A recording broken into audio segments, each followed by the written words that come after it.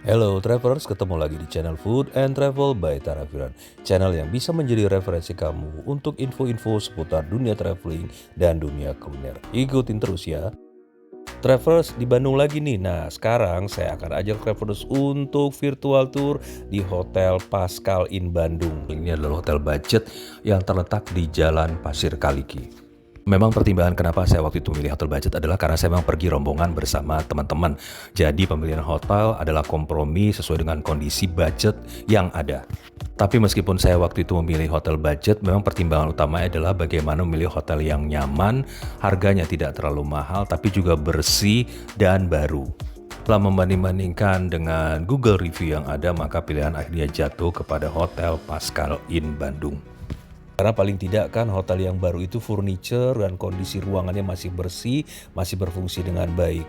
Lokasi hotelnya di sekitar Jalan Pasir Kaliki dan travelers tahu ya di Pasir Kaliki itu banyak tempat makan di pinggir jalan mulai dari street food dan hotel-hotel atau kafe yang cukup besar. Dan satu lagi adalah nggak jauh dari stasiun kereta api Bandung. Hanya perlu sekitar kalau perginya perlu muter ya travelers. Tapi kalau dari stasiun ke Pasir Kaliki ke Hotel Pascal ini cuma butuh waktu sekitar 7 menit saja. Juga nggak jauh dari beberapa mall. Yang pertama adalah Mall Pascal 23 dan satu lagi adalah Mall IP.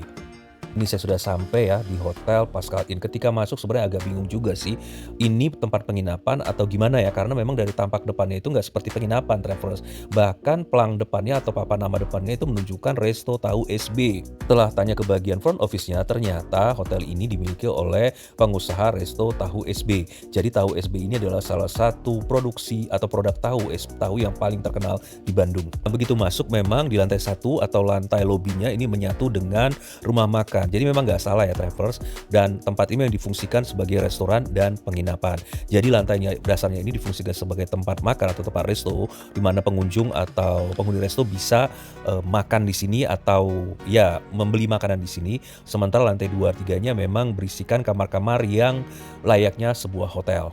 Memang sih kalau untuk rombongan yang bawa mobil, kendalanya adalah lahan parkirnya yang terbatas. Paling yang bisa diparkir di dalam hotel, di tempat parkirnya adalah sekitar 2 atau 3 mobil. Tapi sisa mobilnya atau jika ada pengunjung lain yang memang membawa mobil, bisa menggunakan lahan parkir yang disewa dekat dari hotel ini dan itu disediakan oleh pihak hotelnya, jadi keamanan terjamin. Jadi pertama masuk kita dapat resto, kemudian di bagian belakang kita akan mendapatkan bagian resepsionis yang akan menghandle fasilitas check-in kita. Ya pesan pertama sih hotelnya cukup bersih, rapi ya, terutama restonya dan homey. Saya sih sebenarnya nggak terlalu masalah dengan hotel ini meskipun hotel kecil, tapi memang yang menjadi poin penting buat saya adalah hotelnya bersih dan itu kesan pertamanya udah saya dapatkan di hotel ini. Karena saya dan teman-teman sudah reservasi sebelumnya, jadi proses check-innya nggak lama-lama ya traveler, tinggal tunjukin KTP dan bayar deposit untuk jaminan kunci kamar. Nah, nanti ketika kita akan check out, kunci kamar akan kita kembali dan kemudian uang depositnya akan dikembalikan ke kita. Musola dan sajadah juga tersedia di lobi.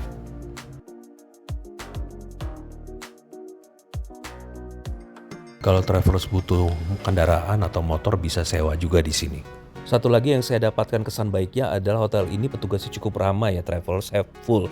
Dan hotel ini kan nggak punya lift ya, jadi kamarnya itu kan di lantai 2 atau ketiga. Jadi kalau kita mendapatkan kamar di lantai 3 lumayan ya bawa-bawa koper kalau kita bawa koper banyak. Tapi nggak usah khawatir travelers ya, staff-staff hotelnya di sini cukup sigap untuk membantu kita membawa koper kita atau barang bawaan kita sampai ke kamar yang kita tuju. Nah ini koridornya ya travelers ya, dan saya lihat sih koridornya rapi, bersih, kemudian hening ya, tidak ada gangguan. Untungnya saya ada teman-teman dapat kamar di lantai 2 ya travelers, jadi nggak terlalu capek naik ke atas lewat tangga. Kunci kamarnya juga menggunakan jenis yang kartu ya travelers dengan tapping, jadi tidak menggunakan kunci kamar biasa, jadi kelihatan lebih modern lah.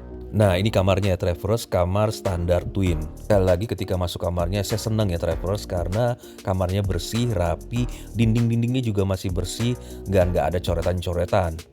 Dan sepertinya travelers ya, hotel ini memang mendapatkan perawatan yang cukup baik. Karena pada saat saya masuk, kamar di ujung di sebelah itu sedang dilakukan pengecatan ulang. Kasurnya sih lumayan empuk travelers, ada 2 karena memang saya memilih yang twin. Dan ukurannya adalah ukuran yang single. Spraynya juga bersih, masih putih, nggak kelihatan kucel atau kumal. Dan juga bantalnya juga cukup empuk. Jendelanya besar dan lebar dan kebetulan saya dapat kamar di tengah. Jadi, jendela ini menampilkan view gedung di sebelah ya. Karena ini kamarnya tipe twin, jadi nakasnya atau lacinya ada di bagian tengah di antara dua tempat tidur ini. Colokannya juga tersedia di tengah. Penerangannya juga cukup, tidak ada masalah dengan lampu-lampu kecuali memang di sini tidak ada lampu baca atau lampu tidur. Kalau mau nonton TV ada TV ukurannya 32 inch dengan channel lokal. Sayangnya ini memang belum smart TV ya, jadi kita nggak bisa nonton YouTube. Butuh colokan listrik untuk laptop atau HP nggak ada masalah Travelers. Di sini colokannya banyak di beberapa titik. Satu lagi di sini nggak ada lemari tertutup ya Travelers, jadi yang disediakan adalah semacam rak terbuka buat nyimpan barang atau gantung baju. Ukurannya sih lumayan tinggi sampai ke mendekati plafon. Untuk room amenities-nya juga cukup lengkap Travelers, dapat handuk, sikat gigi, pasta gigi juga sampo, sabun. Dan yang penting lagi juga adalah ada 2 botol minuman, kemudian ada tisu kering juga dan juga tisu roll. Nah untuk slippery-nya juga disediakan, tapi bukan model yang slippery kayak di hotel-hotel gitu yang bisa dibawa pulang ya. Ini mereka menyediakan sendal swallow dan sudah di reminder tidak boleh dibawa pulang. Jadi cuma dipakai selama di kamar atau di hotel saja. Nah ini kamar mandinya Travelers. Lagi-lagi saya surprise ya, saya suka karena kamar mandinya bersih dengan nuansa putih, jadi kelihatannya ya tidak terlalu sempit ya. Ada shower handheld dan ada keran bawah. Tapi memang saya ketika masuk pertama agak bingung nih cara ngidupinnya. Karena kerannya itu tidak ada petunjuknya ya, bagaimana mengoperasikan untuk air supaya mengalir dari showernya, tapi yang ternyata keluar adalah dari keran bawah. Air panas, air dingin di kamar mandi nggak ada masalah Travelers. Pancaran airnya juga cukup kencang. Oh, secara overall sih saya tidak ada masalah dengan kamar mandinya. Untuk kamar berukuran standar ya Travelers, menurut saya sih meskipun luasnya sekitar 12 meter persegi 4 kali 3 meter ya, tapi kamarnya sih cukup luas menurut saya, cukup leluasa. Kalau saya bilang sih ini hotelnya memang ya worth it lah ya, karena hal-hal yang kecil gini juga mereka siapkan. Di pojokan koridor juga disediakan water dispenser untuk travelers yang ingin mengisi refill air mineral.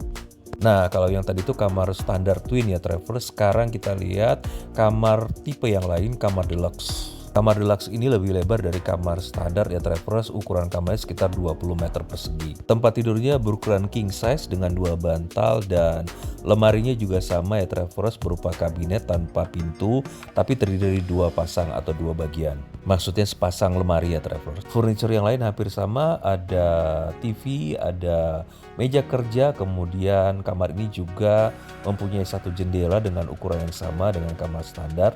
Dan nakas di kiri kanan tempat tidurnya. Juga ada cermin gede di kamar ini. Room amenities juga sama, ada 2 air mineral, ada sajanda, kemudian sampo, sikat gigi, sabun padat, ada tisu juga. Nah ini kamar mandinya Travelers, luasnya relatif sama, bedanya adalah menggunakan keramik dengan motif dan berwarna abu-abu.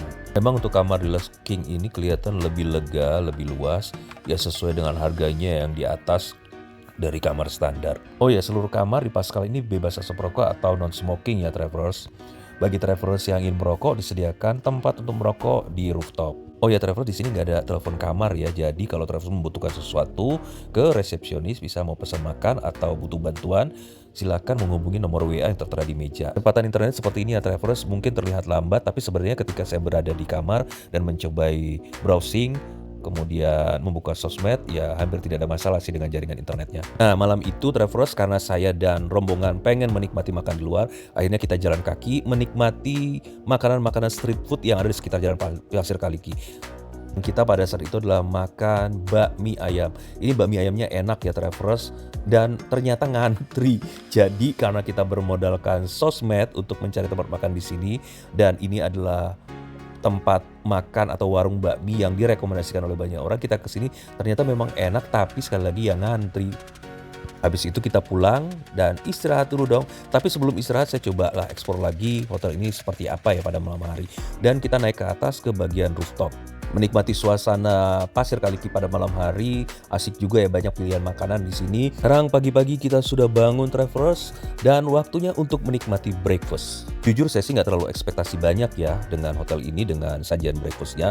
Karena ya kita tahu lah hotel ini juga hotel yang memang budget hotel ya, dan untuk rate-nya juga cukup terjangkau. Jadi pemikiran saya waktu itu adalah paling disediakan nasi goreng atau telur. Tapi ternyata travelers ketika sampai di resto, saya sih agak kaget ya, surprisingly ternyata dapat sarapan pagi yang lumayan ya, bukan berupa makanan disediakan per porsi, tapi sediakan buffet. Ini mereka menyediakan menu yang bisa dilihat di sini ya travelers ya. Ada sayur asem dengan mangkok yang disediakan, kemudian ada lalapan, selada, dan irisan timun. Juga ada tempe tahu goreng, kemudian ada sambalnya, dan kemudian ada ikan asin. Nah, sambalnya sendiri ada 3 macam travelers. Memang nih sajiannya agak sederhana ya travelers kelihatannya, karena disediakan dalam bentuk di atas piring plastik yang berbentuk oval. Tapi ternyata ya pilihan makanan lumayan lengkap ya, dan pas juga dengan selera saya. Ada juga ayam goreng serundeng, ada perkedel jagung, juga ada karedok. Sarapan yang ringan-ringan aja, nggak mau nasi, disediakan juga di sini ada pisang goreng. Pisang gorengnya enak loh travelers, tipis tapi manis. Minumnya ada teh, kopi, gula disediakan, bisa diambil atau dibuat sendiri. Dan karena makanan prasmanan bisa nambah ya travelers, mau makanan atau minuman bisa ambil sepuasnya. Menurut saya sih menu sarapannya meskipun disediakan nasi putih ya travelers dengan lauk pauknya, cukup lumayan lah travelers untuk harga yang ditawarkan hotel ini, masih di bawah 500.000. Dan kemudian juga ya restorannya juga bersih, rapi, dan kemudian menyenangkan. Ini suasana restonya travelers ya, lantai juga terbuat dari keramik bermotif, jadi kelihatannya bersih dan cakep. Juga dinding keramik dengan unsur-unsur kayu sebagai bagian dari interiornya yang membuat resto ini sih kelihatan cakep ya travelers. Oke travelers, rasanya sudah cukup ya virtual tour kita di Paschal Inn Bandung. Buat saya sih selama menginap di sini saya tidak ada masalah ya, dan sebagai budget hotel fasilitasnya juga lumayan bersih, furniturnya juga masih berfungsi dengan baik, dinding-dindingnya juga cat-catnya masih baik, nggak dicoret-coret, dan kemudian kamar mandinya juga tidak ada kendala bagi saya. Kalau travelers mau bawa keluarga ke sini untuk menginap dan bawa anak kecil, menurut saya sih nggak ada masalah dan recommended banget. Selain harganya memang cukup terjangkau. Oke travelers, saya pamit dulu. Terima kasih sudah mengikuti saya virtual tour di Hotel Paschal Inn Bandung. Jangan lupa subscribe, like, and comment. Dan sampai jumpa di vlog berikutnya. Salam sehat, salam semangat.